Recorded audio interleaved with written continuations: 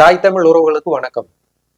ஆற்றுவார் ஆற்றல் பசி ஆற்றல், அப்பசியை மாற்றுவார் ஆற்றலின் பின் என்றார் வள்ளுவ பெருமகனார். ஈகை என்ற அதிகாரத்தில் உள்ள இந்த திருக்குறளின் பொருள் என்ன என்பதை காண்போம். ஆற்றுவார் ஆற்றல் பசியாற்றல் என்றால் பசித்திருக்கும் ஒருவருக்கு உணவளிப்பது ஈகம்தான். ஆனால் அதைவிட சிறந்த ஈகம் பசிக்காக பிறரிடம் கையேந்தாத நிலைக்கு ஒருவரை மாற்றுவது. அதாவது அப்பசியை மாற்றுவார் ஆற்றலின் பின் என்கின்றார். சீன பழமொழி ஒன்றும் இதனையே சொல்கின்றது.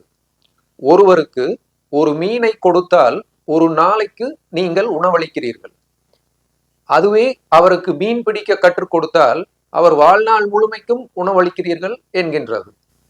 அரசியல் விழிப்புணர்வு ஒன்றுதான் மக்கள் உரிமையோடும் மானத்தோடும் நலத்தோடும் வளத்தோடும் வாழ்வதற்கான அடிப்படை. அரசியல் விழிப்புணர்வை ஏற்படுத்துவதை விட ஆகச்சிறந்த மக்கள் பணி வேறெதுவும் இருக்க முடியாது. இந்த பெரும் பணியைத்தான் அண்ணன் செந்தமிழன் சீமான் அவர்கள் தொடர்ந்து செய்து வருகின்றார். அண்ணன் அவர்களின் பேச்சை கேட்டு விடுவோம். நம்ம தாய்மொழியை தொலைத்தோம், அது சிதைந்து அழிகிறது என்று தெரியாமலே சிதைத்து அழித்தோம். அழிப்பவனுக்கு அதிகாரத்தை கொடுத்தோம். அது இன்னும் இன்னும் கேவலமான அடிமைத்தனம். அண்ணன் அவர்கள் சொன்னது போல் இந்த ஆட்சியாளர்களுக்கு நம் தமிழ் மொழி மேல் எந்த அக்கறையும் இல்லை. தமிழ் மொழி அழிந்தால் என்ன, சிதைந்தால் என்ன?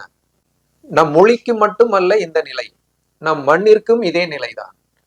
அண்ணன் அவர்களின் இந்த பேச்சையும் கேட்டு விடுவோம். இந்த சீமக்கருவலை, இந்த தைல மரத்தை ஏன் இவ்வளவு வேர்க்க வேண்டியதற்கு? மரங்களின் பிசாசு. இந்த மரத்திற்கு வேர்க்கும், அந்த மரத்திற்கு வேர்க்கும். ஆனால் வேர்க்காத மரங்கள் இந்த யூக்கலிப்டஸ் என்கிற தைல மரமும் சீமக்கருவேலை. வேர்க்காத மரத்தினால் என்ன விளைவு? சூரிய ஒளியிலே கடல் நீர் நீராவி ஆகி அப்படியே ஈர பதத்தோட மிதந்து வரும். அதுதான் மேகமாக உருவாரும். மேகமாக உருவாவதற்கு முன்பு அன்பிற்குரிய தம்பி தங்கையிலே, அறிவார்ந்த என் பெற்றோர்களை கவனிக்க வேண்டும். இந்த ஈர பதத்தை, இந்த காற்றை இந்த மரங்கள், வேர்க்காத மரங்கள் உறிஞ்சிக்கொள்ளும். அப்படின்னா எப்படி மேகம் வரும், எப்படி மழை வரும்? மழை பொழிவை சுத்தமாக தடுத்து நிறுத்திவிடும். ஆழத்திலும் அகலத்திலும் 40 அடிக்கு கீழே தண்ணீரை உறிஞ்சி தின்னுவிடும். அதனால என்ன சொல்றான்? அலிடா, பாரம்பரிய மரங்களை நடுறா, போர்க்கால மரங்கள் நடுறா.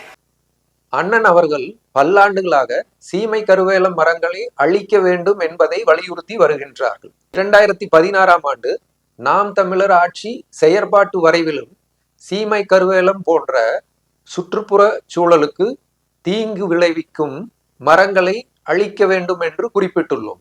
மற்ற தகவல்களை காண்பதற்கு முன்னர் சில அயற்சொற்களை அறிந்து கொள்வோம்.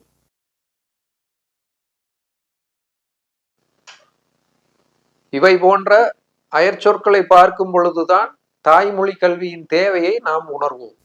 தமிழ்நாட்டு அரசின் மாநில திட்டக்குழுவின் கீழ் இயங்கும் தமிழ்நாட்டு மாநில நில பயன்பாட்டு ஆராய்ச்சி வாரியம் கடந்த மார்ச் மாதம் ஒரு ஆய்வறிக்கையை வெளியிட்டது.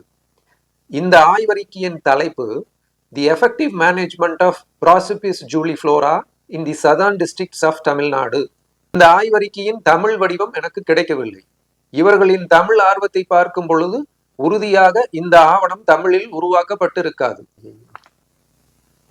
தமிழ்நாட்டின் தென் மாவட்டங்களில் உள்ள சீமை கருவேல மரங்களை திறம்பட மேலாண்மை செய்வது என்ற தலைப்பில் இருந்தே இவர்களின் நோக்கம் என்னவென்று தெரிந்துவிட்டது.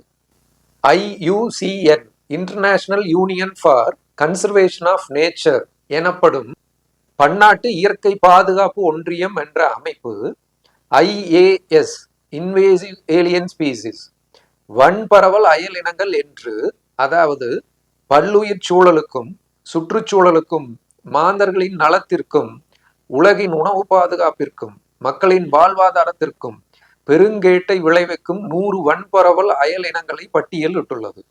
அதில் சீமை கருவேலமும் ஒன்று. இவற்றுடன் பயிர் விலங்கின அழிவிற்கும் இவை காரணமாக இருக்கின்றன. ஏன் சீமை கருவேலம் சுற்றுச்சூழலுக்கு இவ்வளவு சீர்கேட்டை உருவாக்குகின்றது? ஃப்ரியாட்டோஃபைட் அல்லது நிலத்தடி நீர் செறிவு பயிர் அல்லது செறிவு பயிர் என்று அழைக்கப்படுகின்றது. அப்படியெனில் நிலத்தடி நீர் செறிவு மட்டத்திலிருந்து நீரை உறிஞ்சுவதால் அந்த சுற்றுப்புற சூழலில் நிலத்தடி நீர் மட்டம் வெகுவாக குறைந்துவிடும் என்கின்றனர். அதேபோல் அல்லிலோபதிக் நேச்சர் அல்லது பிற பயிர் தடுப்பு இயல்பை கொண்டது. அல்லிலோ கெமிக்கல் பிற பயிர் தடுப்பு வேதிகளை அவை உருவாக்கி மற்ற பயிரினங்கள் வளராமல் தடுக்கின்றது. ஃபீனோடிபிக் பிளாஸ்டிசிட்டி அல்லது புறத்தோற்ற நெகிழ்வுத்தன்மை என்பது சுற்றுப்புற சூழலுக்கு ஏற்ப தங்களோட உருவ மாற்றங்களை செய்து கொள்ளக்கூடிய தன்மை உடையது என்பதை குறிக்கின்றது. அது மட்டும் இல்லாமல் பெரும் விதை பெருக்கம், அதாவது 6 இலக்கத்திலிருந்து 9 இலக்கம் விதைகள் வரை ஓராண்டுக்கு உருவாக்கும். பெரும் வளர்ச்சி தன்மை கொண்டது. வறட்சியை தாங்கும் திறன், உவர்ப்பு நிலத்திலும் வளரும் தன்மை, இவை போன்ற காரணங்களினால் சீமை கருவேலம் சுற்றுச்சூழலுக்கு பெரும் கேட்டை விளைவிக்கின்றது என்கின்றனர் அறிஞர் பெருமக்கள். சீமை கருவேல மரங்கள் இருக்கும் இடங்கள் மிக அடர்ந்த ஒரு மர புதற்காடாக காணப்படும். ஆப்பிரிக்க கண்டத்தில் உள்ள எத்தியோப்பியா நாட்டில் ஆஃபர் பகுதியில் நடத்தப்பட்ட ஆய்வின் முடிவின்படி வறண்ட நிலப்பகுதியில் பெருமளவு நீர் ஆவியாவதற்கு சீமை கருவேல காடுகள் முதன்மை காரணியாக உள்ளன என்கின்றனர். கோயம்புத்தூரில் உள்ள institute of forest genetics and tree breeding எனப்படும் வன மரபியல் மற்றும் மரப்பெருக்கு நிறுவனம் செயற்கைக்கோள் படங்களை பயன்படுத்தி இடஞ்சார் பட வரைவியல், அதாவது ஸ்பேஷியல் மேப்பிங் முறையில் 25 மாவட்டங்களில் செய்த ஆய்வின்படி 6.82 இலக்கம் பரப்பளவு, அதாவது 6.82 லேக் ஹெக்டேர் சீமை கருவேல மரம் பரவியுள்ளது என்கின்றனர். காட்டுப்பகுதியில் உள்ள சீமை கருவேல மரங்களை அகற்றுவதற்கான திட்டத்தின்படி, அதாவது 5000 பரப்பளவு, ஓராண்டுக்கு 5000 பரப்பளவு என்ற வகையில் தமிழ்நாடு முழுமைக்கும் உள்ள 6.82 இலக்கம் பரப்பளவை நீக்குவதற்கு 136 ஆண்டுகள் ஆகுமே. அதற்குள் தமிழ்நாடு பாலை நிலம் ஆகிவிடாதா? மொழியையும் மக்களையும் மண்ணையும் பேரன்பு கொண்டு நேசிக்கும் அண்ணன் செந்தமிழன் சீமான் அவர்களின் ஆட்சியில் 10 ஆண்டு பசுமை திட்டம் செயல்படுத்தப்பட்டு அத்தனை சீமை இனங்களும் அகற்றப்பட்டு தமிழ்நாடே பசுஞ்சோலையாக மாற்றப்படும். நன்றி, வணக்கம்.